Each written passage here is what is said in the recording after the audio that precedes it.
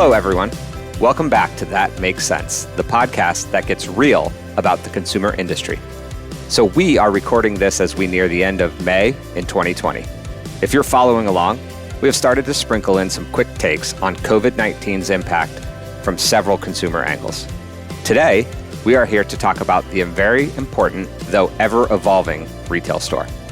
Over the past few weeks, stores across the U.S. are beginning to reopen, as about a dozen states now are lifting their stay-at-home orders. Both from the consumer and the retailer perspective, you can't help but wonder what's going to be different the next time you step into a store. Joining me today is someone who has spent a long career in retail, both in Europe and here in the U.S. Recently, he's really leaned in to develop a comprehensive point of view around store reopenings in the face of COVID-19. So, welcome to my colleague at Deloitte Consulting that I've known for nearly 15 years, Jean-Emmanuel Biondi, or as many know him, Jeb. Jeb, thank you so much for your time today. Hey, Bobby. Hope you're well. It's really good to talk to you today, and I hope I will see you very soon. Absolutely, Jeb. Hope I get to see you again soon, too. So I also want to quickly mention that everything we'll be talking about today is pulled from a larger playbook on store reopenings that Jeb and team authored. You can find that playbook on Deloitte.com by searching reopening stores. So, okay, plug over, let's dive in. Jeb, when you first approached this topic and started building out the strategy for retailers, where did you start? We started to work on this playbook as soon as the crisis hit, and we saw a lot of retailers and our retail clients focus on the immediate response to provide to the crisis. And what we decided to take is to take a longer view that would help us understand how retailers will emerge from the crisis itself and how they can think about reopening. Retailers have an incredible track record of successfully opening stores, but this is just different. So what we did is to say, let's go and focus on creation of a playbook that retailers can refer to. Today, obviously, all of the retailers who are reopening have their own playbook. What we did on our side is really we leveraged the Deloitte network. And what I mean by network is in multiple ways. First of all, there's a geographical network. Our colleagues in Asia, in China in particular, and beyond, just went through a similar crisis and reopened before we did. So we pulled in our Chinese colleagues to understand some of the observations and experience that they had been through. We also leverage all of our functional expertise they have within Deloitte. We pulled in, we'll talk about that, our supply chain experts, our stores experts, our human capital experts, merchandising. There's so many implications from a reopening standpoint. So the point of view in the playbook that we have developed is a reflection of the entire network that we have brought together.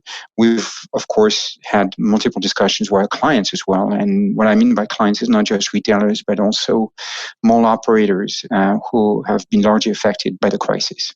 So that's a little bit of the context, Bobby, that I thought would be useful to understand how we started and where we started. And the playbook that we created is centered around three major components. The first one is around the customer demand. Again, the assumption that we made is that customer demand after the crisis, as states and stores reopen, will be different than what it was before, pre-COVID, both quantitatively and qualitatively. So we had to better understand the customer demand and develop some assumptions, and assumptions determine what the impact of that new demand would be, both in terms of financial plans and forecast, but also from an operation standpoint. So what is the demand from the customer? The second aspect of the playbook is around operations. And we made the assumption that the crisis will require that retailers reshape the heart of the business, not just the stores, but some of the key elements of the stores beyond that, whether it's merchandising, supply chain, as I mentioned, customer engagement. So you're going to have to rethink about the operations. And the third aspect, which was important to us, is say, you have to mobilize the organization to action. And being unprecedented, there might be things, however, that you can take from past experience around large transformation program. Think even like an M&A program that has a day one. But can we glean insights and experience from other large transformation efforts that retailers and clients at Deloitte have been through to think about how you mobilize an organization for such an unprecedented effort? So that's a little bit of, Bobby, to your question, both the context and how we thought about the key elements of the playbook that we built. Got it. I mean, it sounds like it was both a heavily global and a heavily cross-functional effort. So probably nice to have the nice French accent or the international, diplomatic language that French has been to bridge those gaps. So that's nice. But kind of jokes aside, let's start with the first point: consumer demand. What do we know so far about understanding consumer demand in the face of COVID? And how might we be able to glean insights more quickly around the consumer? Sure.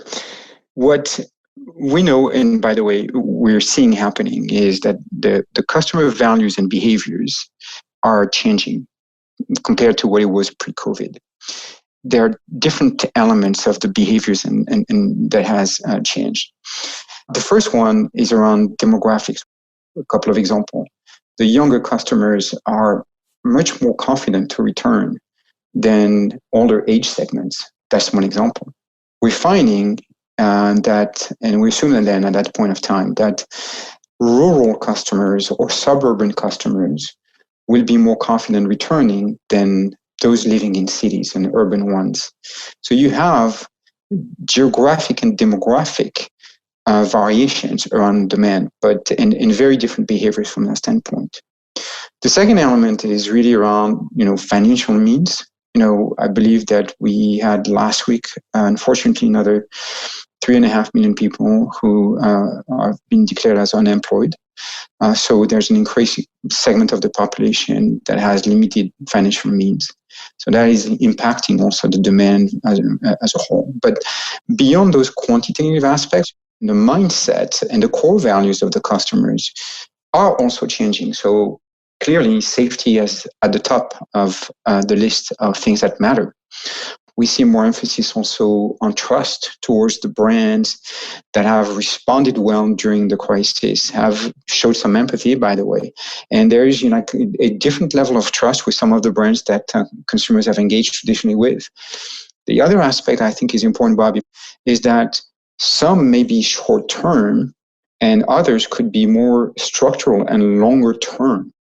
We had some similar assumptions in 2008, thinking that during the Great Recession, you would find a fundamental changes in customers' behaviors. And we even discussed the end of consumerism. And I don't think it has been the case. I think our economy was booming and consumers were buying all the way pre-COVID. This seems slightly different, though. And some of the changes that I just described could be more structural around frame of mind, core values. So this is important for the retail clients to really understand how you respond to those changes in values and behaviors overall. What I think is also important is to realize that customers today are much more focused on the friction that exists in the store and how retailers are going to address those frictions. So traditionally, we have listed friction as a factor of time spent in a store, convenience. It's being redefined. I think today, friction is not just time and convenience, but also context. And safety from a customer standpoint means that retailers have to prove that they are doing, everything they can to eliminate from that friction, reducing time spent in the store, improving the convenience aspect, but also eliminating contacts in the store to ensure safety.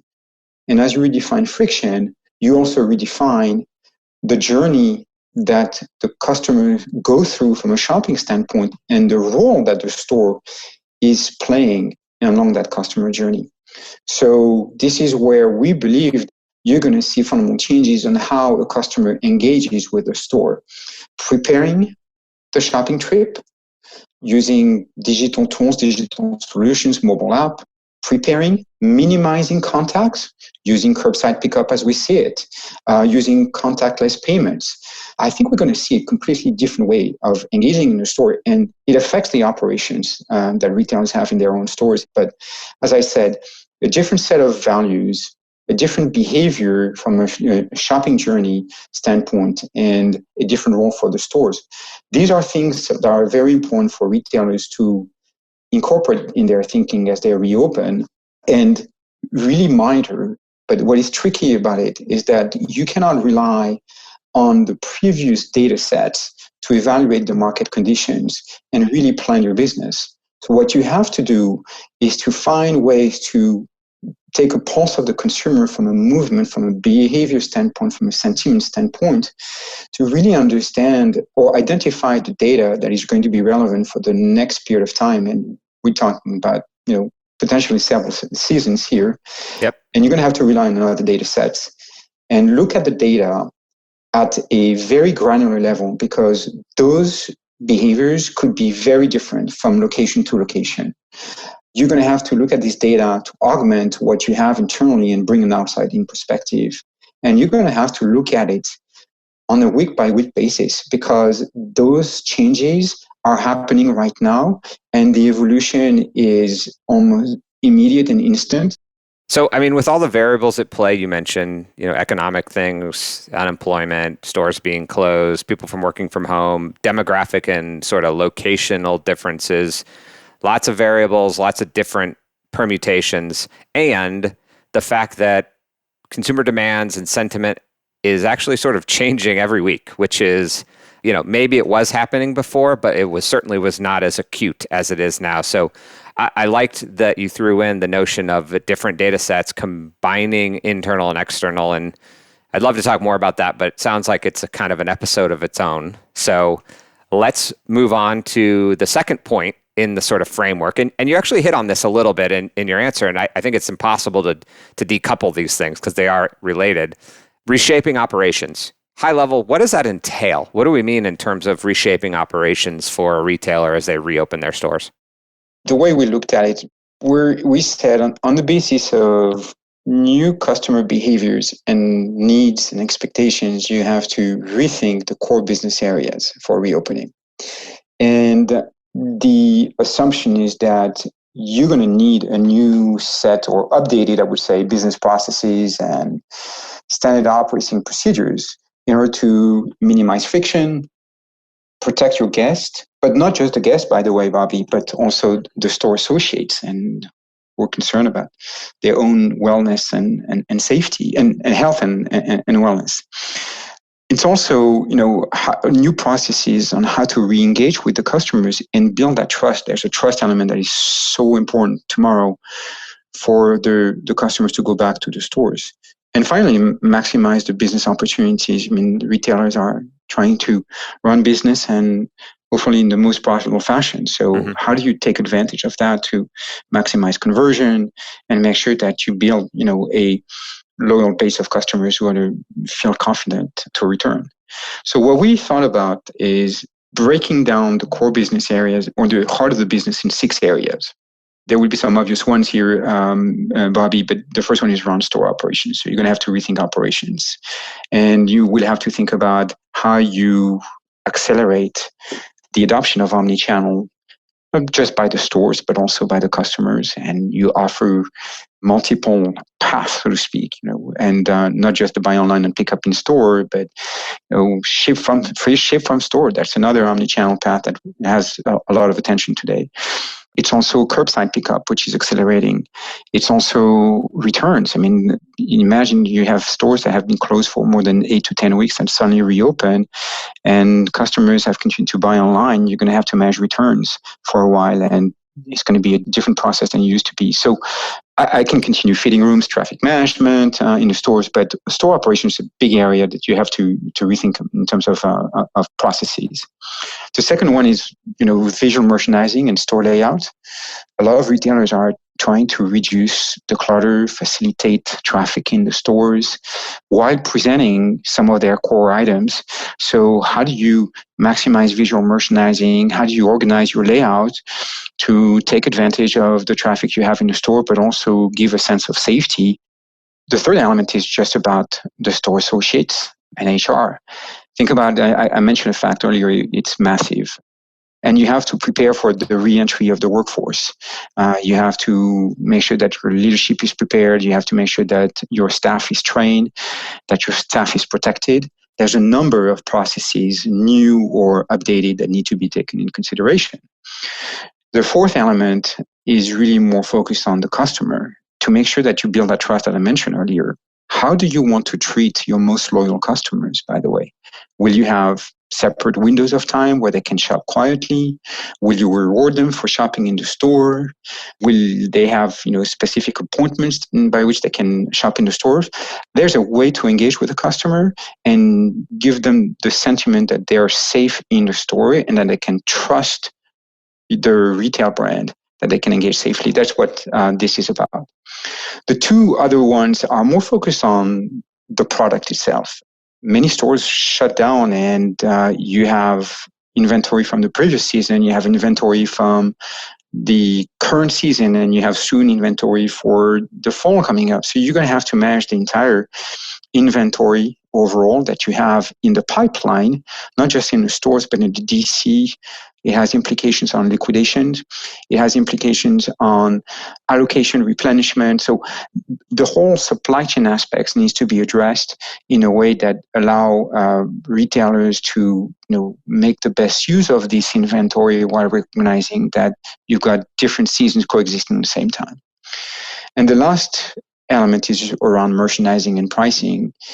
First trends in the market tends to show that consumers are going back to the basics. Obviously, consumption has been reduced, but also the spend is different than it used to be across the different categories.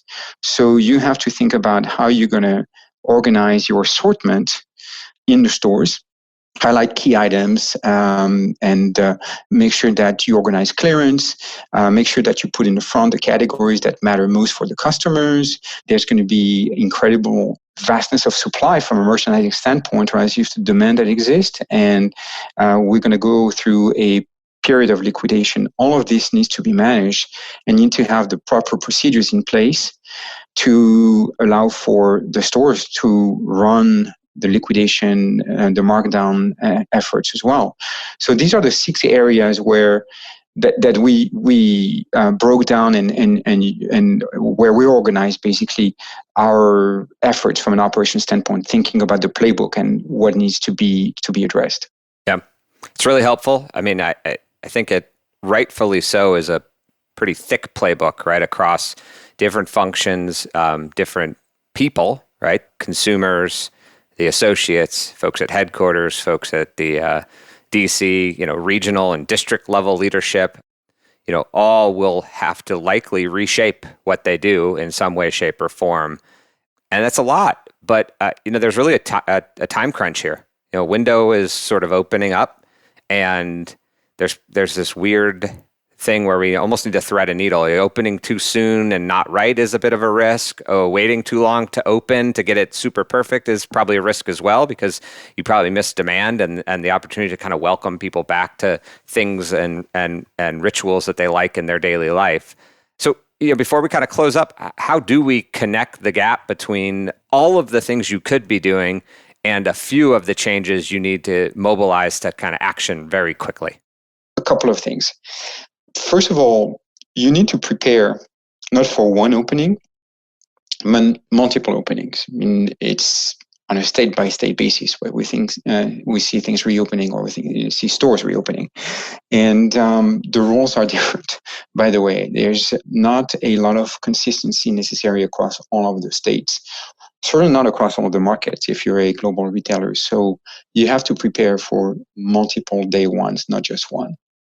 The second thing that I think is important is that you align your organization on what I would call the minimum viable store. So what is the minimum you need to be able to open the stores? And that means you may have to make some decisions and sacrifice some parts of the business, whether there are departments that you don't want to open right away because you're not comfortable, you don't think that you can ensure safety of the consumers, or it's too difficult to manage. And a lot of questions around fitting rooms or testing of the products, beauty area as an example. But what is the minimum viable store? What does it look like? And be prepared for that. And align the organization that, everybody accept that's what you have to go with. The third element that I think is important is that you establish a nerve center that will really operate as the decision arm, being able to capture information.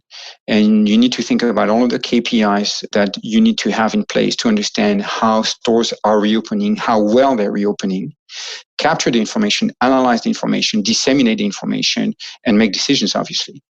And that nerve center needs to be fully supported by the leadership to make sure that they're behind them when key decisions and tough decisions have to be made. The one thing that you talked about field operations earlier and store managers. I think there's one thing that we introduced in our playbook, and we've had multiple discussions with retailers who are sensitive to this topic, is the whole notion of decision rights. A lot of retailers have a relatively centralized model where key decisions across all of the heart of the business, are being made centrally. There's a question here whether, for a moment of time, obviously temporarily, we should give more decision rights to the field operations or the store managers so it can adapt to the local conditions. One of the things we haven't talked about and that we're actually looking at very carefully is the whole notion of a competitive market and the competition at the local level. If many stores have closed, where has the demand gone for a long time? Obviously, some of it has gone digital, but you may see some non-traditional retailers may have captured that part of the demand, such as mass merchants who have stayed open, or wholesale clubs. So understanding your competition, knowing that some retailers may not open their stores right away, is important as well. So this is why rethinking decision rights for a period of time may be necessary, and you give more power of decisions to your store managers so they can adapt locally. And if not, how do they bring back key issues and decisions are being made centrally with their support? So that's what you need to think about. There's a lot of unknown in the market. You have unexpected situations, store associates pushing back on some of those processes that you want to have in place. So store associates not feeling comfortable, or vice versa. Customers were not willing to follow some of the rules that you want to put in place. That's the unexpected, and that you have to adapt to. So you need to make sure that you have the structure in place to respond to the unknown and the unexpected. By the way, also develop a personal relationship. That's the kind of priorities and things that may not have been, on the top of the priority list, either business-wise or technology-wise, and suddenly become much more important as you maintain that relationship and that trust with your customers. So these are a few things that we're encouraging and recommending to our clients. A lot to think about there. As we sort of wrap up, I just kind of want to replay a couple of things. One is, I like the idea of a minimum viable store. I like the idea of thinking about maybe adjusting decision rights for a temporary period of time such that you can react quickly. It almost is like we need to have a plan, but we need to have the measurement in place and the structure in place to be able to change that plan very quickly as we move forward. And that seems vitally important. It also, it seems we're reopening, but might also need to think about what happens if there is a resurgence of the virus and stay-at-home orders in the fall. So it's sort of a unique goal of opening stores up as quickly as possible to begin the process to rebuild the business, while incorporating along the way new yet sort of known risks, but not exactly how those risks are going to play out and how they might disrupt the next, as you mentioned, couple of seasons. So I think it's just a ton of good stuff to think about, Jeb. Going forward, we likely will learn more as data comes in, as stores begin to open up, and would love to chat again. But I think that probably does it for today's quick take on retail's grand reopening. Thanks to Jean-Emmanuel for sharing his sharp perspective. Thanks for having me, Bobby. And thanks to all of you for listening. If you do want more information, as I mentioned, you can find it on Deloitte.com. And I teased it earlier. But on our next episode, we will be talking more specifically about consumer sentiment and other sources of consumer data that might be available to help us navigate this crisis in the days ahead. So I hope you'll join me again on That Makes Sense. Take care and be well. You can listen on your favorite podcatcher, whether it be Apple Podcasts, Stitcher, or Spotify. Simply search for That Makes Sense. Connect with me on social media, Bobby Stevens on LinkedIn or @BobbyStevens on Twitter. This presentation contains general information only, and Deloitte is not, by means of this presentation, rendering accounting, business, financial, investment, legal, tax, or other professional advice or services. This presentation is not a substitute for such professional advice or services, nor should it be used as a basis for any decision or action that may affect your business. Before making any decision or taking any action that may affect your business, you should consult a qualified professional advisor. Deloitte shall not be responsible for any loss sustained by any person who relies on this presentation.